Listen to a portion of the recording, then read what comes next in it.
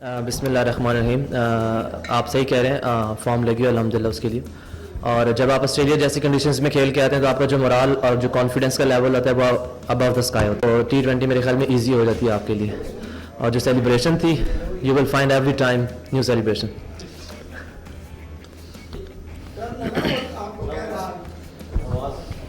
Naveed Khokhar Roze TV से। आमिर भाई, पता करना था, आज ज़बरदस्त किस्म की आपने बैटिंग की, लेकिन जब आप बॉल कर रहे थे तो हम बड़ा ऑब्जर्व कर रहे थे कि बाबर आजम आपके नज़दीक नहीं आ रहे थे ना, आप बाबर से कोई हेल्प ले रहे थे। एक ओवर में जब आपको 14-15 रन लगे तो वो आपके नज़दीक भी नहीं आए। क्या आप उनकी बात नहीं सुनते या वो आपको बात बताते नहीं है? नहीं, ऐसा कभी भी नहीं होता कि वो हमारी बात सुनते नहीं और या हम उनकी नहीं सुनते। वो क्या बताते, मतलब I think we are mature enough at this level, that's why we are playing PSL मेरे ख्याल में। और बीइंग अ बॉलर आपको खुद असेस करना होता है कि कौन सी टाइम पे क्या बॉल करना और क्या कंडीशंस है, क्या रिक्वायरमेंट है। तो every time captain can't run towards you, मतलब उसने बाकी चीज़ें भी देखनी होती हैं। We I think running out of the time, अगर हम थोड़ा सा लेट हो जाए तो हमें 1-2 ओवर्स ऐसे होते हैं कि लास्ट मेरे ख्याल में 2 ओवर्स होते हैं जिसमें आपका फील्डर अंदर आ जाता है। तो वो टाइम को सिर्फ बचाने के लिए होता है, ऐसा कभी भी नहीं होता कि वो ना आए और या हम उनकी तरफ ना जाए। आमिर, 18 पे आधी टीम पवेलियन लौट चुकी थी, क्या ऐसे में कितना प्रेशर महसूस कर रहे थे और थॉट प्रोसेस पूरी आपकी बैटिंग के दौरान क्या रहा था, और किस मौके तक आप लोग पूरी उम्मीद थे कि आप ओवर द लाइन अपनी टीम को ले जा पाएंगे? I think they bowled brilliant, और I think that was the phase when they took the game away from us. और जहाँ तक बात है, when you don't have to lose anything, so you go for everything. तो कोई pressure नहीं था, ज़्यादा से ज़्यादा what was the worst part, out ही होना था। तो बस यही सारा जो बैक इन द माइंड चल रहा था, सारा को यही चल रहा था। जी आमिर, अस्सलाम वालेकुम। अमीर हमजा, पेशावर ज़िल्मी टीवी से। अच्छा आमिर, मुझे ये बताइएगा कि पिच कैसे बिहेव कर रही थी, क्योंकि आपको काफ़ी हमने देखा कंफर्टेबल, लेकिन हमारे जो पेशावर ज़िल्मी के बाकी प्लेयर्स थे उन्होंने स्ट्रगल किया। तो ज़रा पिच की बताएंगे किस तरह बिहेव करी थी आपके लिए? देखिए, new ball, night condition, under the lights, जहाँ पे भी आप खेलेंगे, इवन आप सीमेंट पे भी खेलें तो स्विंग होगा। स्पेशली नसीम शाह की क्वालिटी है कि वो करते हैं, स्विंग भी करते हैं, हर कंडीशंस में करते हैं। और मेरे ख्याल में क्रेडिट उनको देना चाहिए, क्योंकि वही एक फेस है जहाँ हम गेम ऑलमोस्ट लॉस कर चुके थे। प्लस जब आप सेट हो जाते हैं इस तरह की पिच के ऊपर, तो वहाँ पे आपको ये होता है कि आपने फिर विकेट लूज़ नहीं करनी, लाइक इतना डिफिकल्ट फिर नहीं होता। हमने इतना एक्सपेक्ट नहीं किया था कि स्पिन भी इतना ज़्यादा होगा, ग्रिप भी बहुत ज़्यादा होगा, लेकिन वो सेकंड इनिंग में हुआ। तो मेरे ख्याल में और स्टार्ट में जो सीम हुआ तो उसमें हम इतना एक्सपेक्ट कर नहीं रहे थे। आमिर, ये बताएं कि ऑडियंस जो थी तमाशाई, उनके हवाले से एक जुमला और एक जुमला आपकी हार की वजह। हार की वजह मैं बता चुका हूँ कि जो फर्स्ट फेज था, वो जो फर्स्ट पावर प्ले और ब्रिलियंट क्राउड।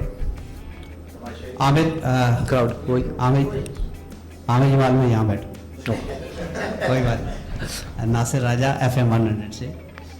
ये जो लीग है, इसका स्लोगन है कि खुल के खेल। आपको किसी ने बताया आज है या आपने खुद ही आज पढ़ा है? आपने खुद ही तो बता दिया, खोल के खेल। अली जफर इतना शोर कर रहा था, मैंने कहा मान ही लेता। मैं, चूंकि आपकी परफॉर्मेंस ऐसे लग रही थी कि आज आपने देखा है ये।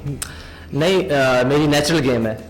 स्पेशली अगर जिस नंबर पे मैं आके बैटिंग करता हूँ तो वहाँ पे मेरे पास बहुत कम बॉल्स होती हैं, इतनी ज़्यादा होती नहीं है कि मैं अपने आप को पहले सेटल करूँ। तो I have to go from the ball first. Abdul Jabbar Faisal sports बोल रहे हैं। आज जो आपने टॉस जीत के पहले जो फील्डिंग करने का फैसला, ये ड्यू फैक्टर था या टीम की मैनेजमेंट का फैसला था, और इस फैसले को कैसे देखते हैं?